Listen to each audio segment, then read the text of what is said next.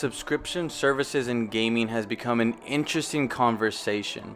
I feel like with Game Pass catching on as well as it has, and PlayStation Plus kind of really coming into its own now, I feel like there's a lot of questions as far as like what the future of subscription gaming is. And most recently, the head of PlayStation's subscription services, Nick McGuire, had an interview with GameIndustry.biz that kind of sparked up some kind of conversation within the gaming community about specifically subscription services from PlayStation and Xbox. And I feel like it's a really interesting conversation. I've heard a couple different sides of the coin. I hear the side of people saying kind of like, PlayStation Plus should be more like Game Pass and start being a little bit more consumer friendly. And I'm seeing other people kind of vouching for PlayStation and saying that they want their first party titles to remain at the $70 and to kind of for PlayStation to kind of stick to their game plan that they have now.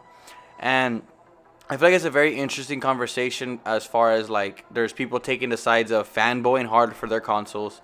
And I think there's the other conversation of people kind of just wanting these developers, wanting these companies to be more consumer friendly, especially with this like economy that we're in now, with the price of gaming being what it is, and the fact that people don't want to have to spend an arm and a leg to play the newest and best games. So I kind of just wanted to take some time to put my 2 cents to this, kind of like say where I stand on this, what I feel, what I would want what the companies to do, and what I think the companies would actually do. So first things first, what would I want PlayStation to do? Would I want PlayStation to put these $70 titles day and date in PlayStation Plus? At least like maybe like the premium or extra tier? Hell yeah, I would. That would just be beneficial for my pocket. I would be able to play all the games whenever I want. I think the idea of having these really high quality titles in a subscription service is kind of enticing when you think of the dollar value that you save. So yeah, overall I would like that to happen. But then you start to think about the ramifications of what could happen if that does, become a normal for it. I feel like when you have a subscription service, you kind of get that Netflix effect where you kind of just keep flicking through shows and saying, "Oh, I want to watch that one day. Ooh, I want to watch that one day." But not actually watching any of them. I feel like that could be a thing that happens within gaming where you just kind of flip through game, and you don't really want to play any of them yet because you're kind of just waiting for the right time to play it. Versus when I feel like you spend $70 on a game, $60 on a game, whatever, you spend money down on this game, you're more inclined to play that like now, and you're more inclined to want to beat that game. So I feel like as far as like actually playing games, yeah, I think that the subscription service isn't beneficial with the whole thing of like being overwhelmed by what game you're gonna play and what game you're gonna play today. And I feel like another conversation that's kind of been thrown around, especially with Game Pass being around for as long as it's been, is that these subscription services kind of lower the quality of game that gets released, or even extends the development process a little bit longer because there's less incentive to get the game out there because you're not trying to make as much money off of it because people are paying up front. They're going to get whatever they get whenever they get it, essentially. So I feel like this has kind of been the stigma that Xbox has had for a really long time with Game Pass, is that, yeah, it's considered the best deal in gaming because for the price that you're spending a month, you're getting all these games and all these titles, but none of them are the big first party, big budget AAA games that we're used to Xbox making in the past. So I feel like this has been, again, a huge negative for Xbox as far as just like its image to the public, which I think is something that PlayStation really wants to protect, is that image. Currently the PlayStation 5 is like the luxury item. It's the premium console with the premium games. You want to spend $70 on the newest and baddest games from PlayStation because that's the only place you can get it, and they're not going to shake on that. They're very firm on the fact that their games are like the must play games. They're the blockbusters. And I feel like for a long time this image has been pretty true. The whole Xbox has no game image versus the like PlayStation has the big blockbuster AAA high quality premium titles. That's been the norm for quite a while, I think, in general as far as just image quality goes. Well, 2023, I think things kind of took a turn, especially with this whole Summer Game Fest era.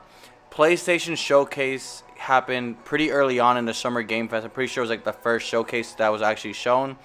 And everyone was expecting our big budget AAA blockbuster titles that are gonna wow and amaze us, right?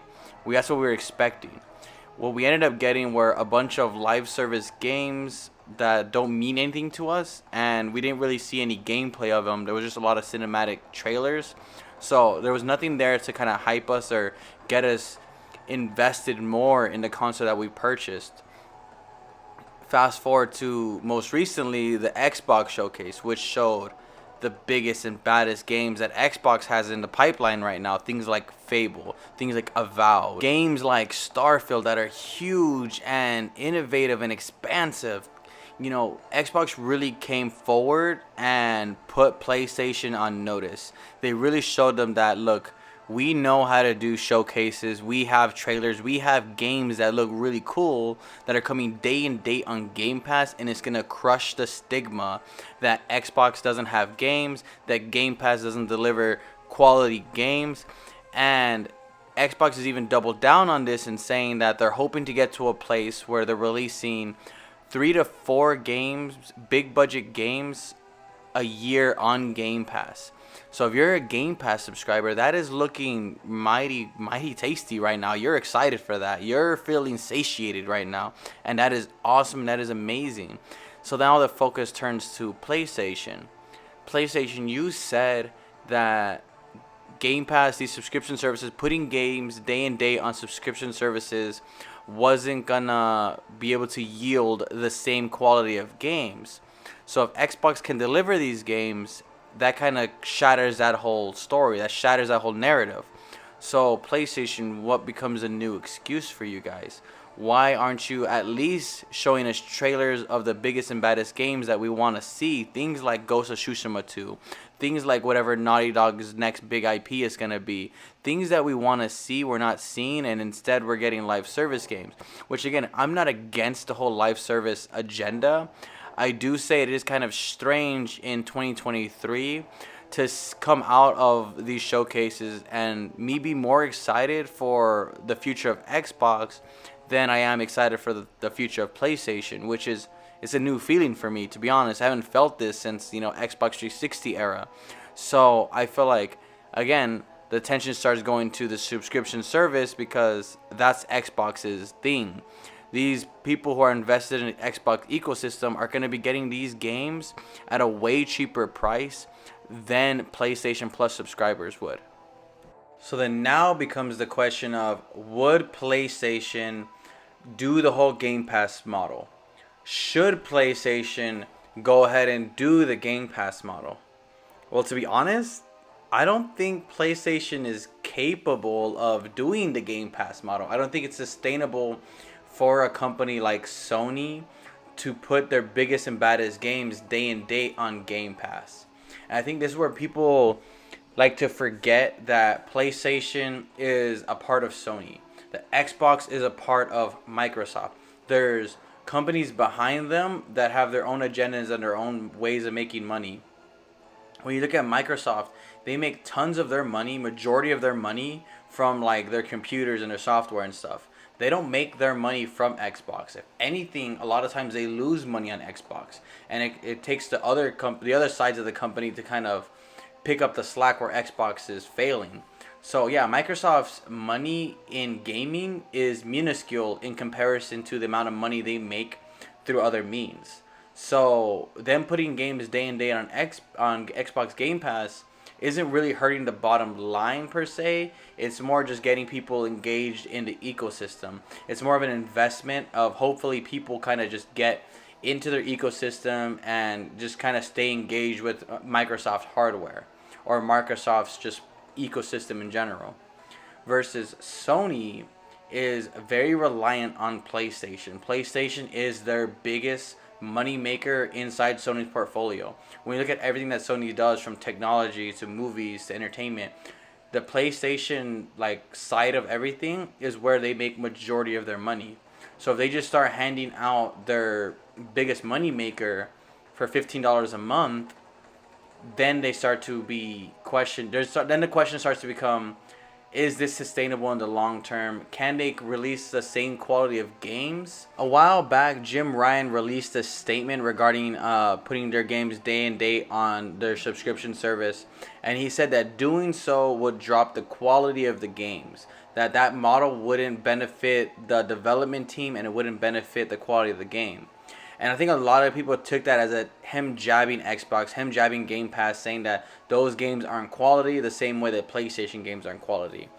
I feel like I'm starting to realize that maybe he wasn't really jabbing Xbox. Maybe he was just saying that for PlayStation to do that model, they would have to take drastic cuts to the style of games that they create, and you wouldn't have these big cinematic blockbusters because then they would start penny pinching what they're releasing and how much $15 a month is really worth it to them. You know what I'm saying?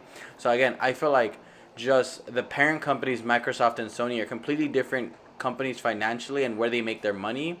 So I feel like they have to have a different approach to the way that they make money off of gaming. Sony is doing really good with their current plan of their games coming out to $70, and then you subscribe to this service, and then later on you get the games for free on there. So if you didn't get a chance to play Ratchet and Clank, Horizon Forbidden West, on day and date, a year from now you might be able to, 2 years from now you might be able to. So I feel like that keeps players happy enough. It makes them still feel like they're getting that premium quality content, especially when they drop games like Spider-Man 2, like God of War Ragnarok. I feel like, again, PlayStation is very big on protecting this image that they're the luxury item, and they just can't afford to really do the Game Pass model. I feel like PlayStation would cease to exist the way we know it if they had to go that route. And I'm thinking Microsoft kind of wants to push them that route. Microsoft wants to have a battle of services because Microsoft Xbox couldn't beat PlayStation at the console war. So they're trying to kind of change what the war is, or even just do their own thing.